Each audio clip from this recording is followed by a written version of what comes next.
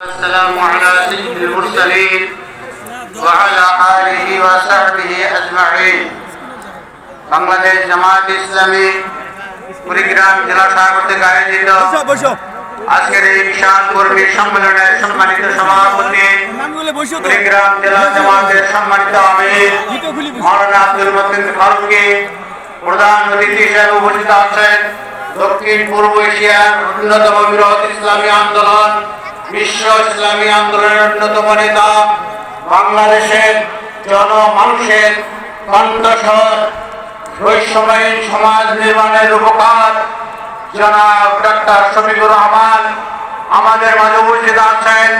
বাংলাদেশ জামাত ইসলামীর অন্যতম সহকারী সেক্রেটারি জেনারেল জনাব মাওলানা আব্দুল হালিম সাহেব, কেন্দ্রীয় এবং স্থানীয় নেতৃবৃন্দ, অমুসলিম নেতৃবৃন্দ, অন্যান্য ইসলামী আন্দোলনের সম্মানিত নেতৃবৃন্দ, সাংবাদিক বন্ধুগণ, উপস্থিত সংগ্রামী ভাইরা, আজকের এই বিশাল কর্মী সম্মেলন এটাই প্রমাণ করছে আগামী দিনের বাংলাদেশ হবে একটি ইসলামের বাংলাদেশ, আগামী দিনের বাংলাদেশ হবে একটি বৈষম্যহীন বাংলাদেশ।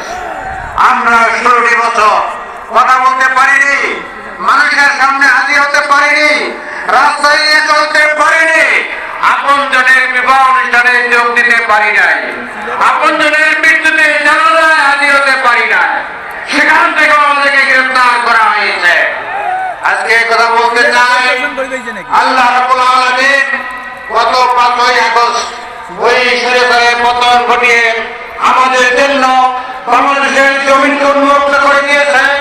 এই উন্মুক্ত বাজারে আমাদের প্রধান কাজ হবে এই বাংলাদেশ যাতে করে আগামী দিনে একটি শোষণহীন, বৈষম্যহীন এবং সব দিক থেকে নিরাপত্তা জড়িত একটি বাংলাদেশ গঠিত হয়, ন্যায় এবং ইনসাফের ভিত্তিতে একটি বাংলাদেশ গঠিত হতে পারে। এই জন্য আমাদের 3 দফা দাওয়াত আর 4 দফা কর্মসূচি নিয়ে জনগণের দ্বারে হাজির হতে হবে। সম্মানিত ভাইরা, আমাদের নির্বাচিতদের জীবনকে ইসলামের আলোকে গড়ে তুলতে হবে, প্রতিটি বাড়িতে ইসলামের দাওয়াত পৌঁছে দিতে হবে। ছাত্র, তরুণ, যুবক সকলকেই এই পথে এগিয়ে আসার আহ্বান জানাতে হবে।